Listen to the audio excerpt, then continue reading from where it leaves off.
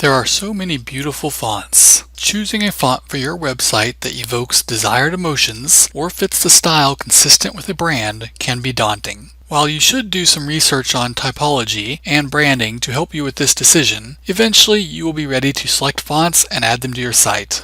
That is the focus of this video. On this page, there is a Level 1 heading, a Level 2 heading, a Level 3 heading, and 2 paragraphs. Looking at the HTML code for the page, you can see the corresponding H1, H2, H3, and P tags for these elements. Copy this code into an HTML editor to work along. So far, the page has no CSS styles. This means the browser that renders the page will determine the default fonts for each element. And different fonts may appear on a website for different users, depending on their browser and the fonts that are installed on the device they are using. Add the style tags to create an internal style sheet for the page. Add a style for the H1 element. Set the font size to 30 point. Set the font weight to normal, and set the font style to italic.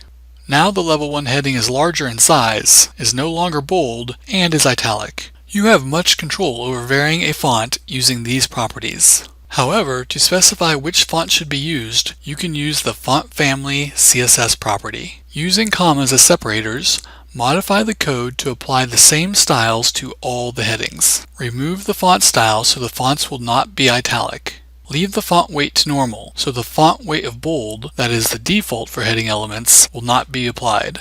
Leave the font size so that all of the headings will be the same size. The only property that will differ will be the font family. Create another style that is only for the H1 element. Here, set the font family property to times. Create another style that is only for the H2 element, and set the font family to Arial. Create one more style that is only for the H3 element, and set the font family to Courier New. Because this font name includes a space, you must use quotations so that the browser will read the CSS properly. These fonts are very common, so they should look familiar to you. The Times font, also known as Times Roman, belongs to the general family of serif fonts. A serif is the projection finishing a stroke of a letter.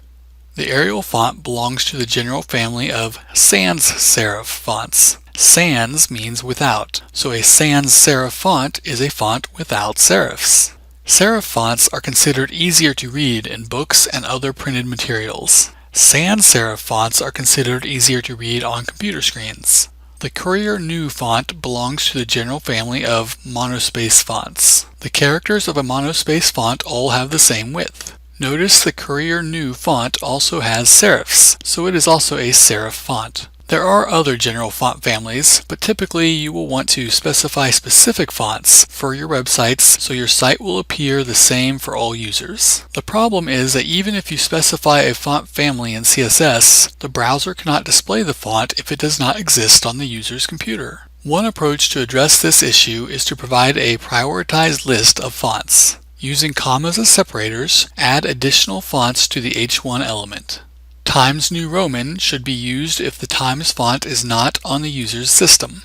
Georgia should be used if neither of the other fonts are on the user's system. Add serif as a last resort. If the browser has none of the other fonts, it will at least use some serif font from the user's computer. Add additional fonts to the H2 element. I want Helvetica to be used if the Arial font is not available. And I will add sans serif, so the browser will at least use some sans serif font if the other fonts are not on the user's computer. Lastly, change the H3 element to use Courier if Courier New is not available, and to use any monospace font that is on the system if the other fonts are not. While this method gives web designers more control over what the user sees, it still may result in the user having an experience that was not intended. To ensure that your website appears the same for all users, you can embed fonts to be downloaded to the user's computer along with your website.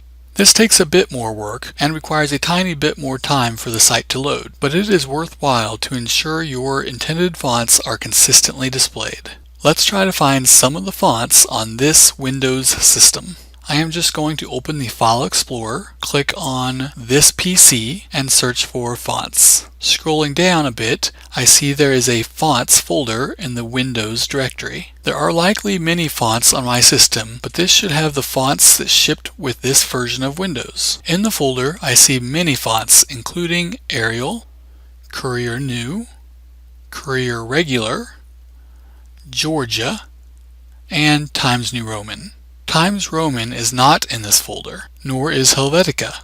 Right-click on any of the fonts and select Preview. Here you can see what characters are included with the font and preview it at different font sizes. I am wary of embedding any of these fonts into a web page without researching the font to determine if the copyright gives me legal permission to do so. There are a few reasons I did want to show these fonts to you though. First, you should know that fonts are just files that are stored on your system. Secondly, web browsers and other programs, such as Microsoft Word and Adobe Photoshop, access the fonts on your system. Lastly, you should understand that you can download fonts you find online to your system for programs to access. To ensure we are selecting fonts that are free to use, let's look online for royalty-free fonts. Go to fontex.org. Here you can download fonts that are free for commercial use. You can search alphabetically if you know what font you're looking for, or you can just scroll down and browse what is on the main page. If you don't find what you're looking for, there are many similar sites on the web that provide fonts for free or for sale. Let's say you want to use the Roboto font. Click on it to read about it. This font is apparently very popular for mobile design. At the bottom, click the button to download the font. Save the zip file to the same location as your HTML page. On a Mac, you can just double-click the zip file to extract the files. On a PC, right-click and select Extract All. By default, the files will extract in the same place as the zip file. This download includes many variations of the font, including bold, italic, and so on.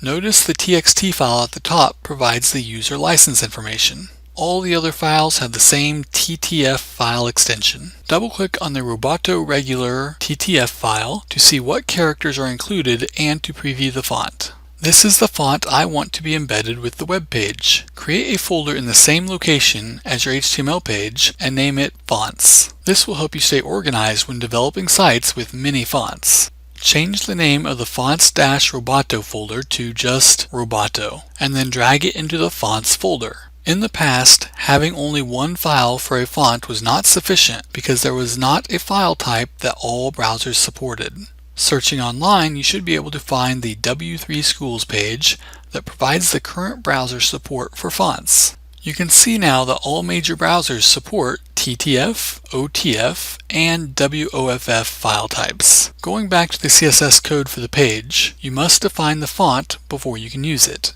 At the top of the CSS, add the @ symbol and then font-face. CSS codes beginning with the @ symbol are known as the @ rules and are used to provide browsers with special instructions not directly related to styling of HTML elements. Inside the curly braces, specify a name for the font family property. You could use any name here, but Roboto-Regular makes sense since this is the name of the font we are defining. Then set the src for the font definition to the URL of the font file. Don't forget to include any folder names if the font file is not in the same location of the file with the CSS code. Defining a font is not the same as using the font. Remove all the styles for the heading elements. Create a style for the body and set the font family to the Roboto Regular font family that you just defined. Because the style was applied to the body element, all the text on the page is now using the Roboto Regular font. For my font needs, I often turn to Google Fonts. Go online to fonts.google.com. You can select or deselect fonts using the add - toggle icon. Once you have all the font families selected that you want, click on the Selected Families option at the bottom. Here, you do have the option to download all the files you selected to use as shown previously.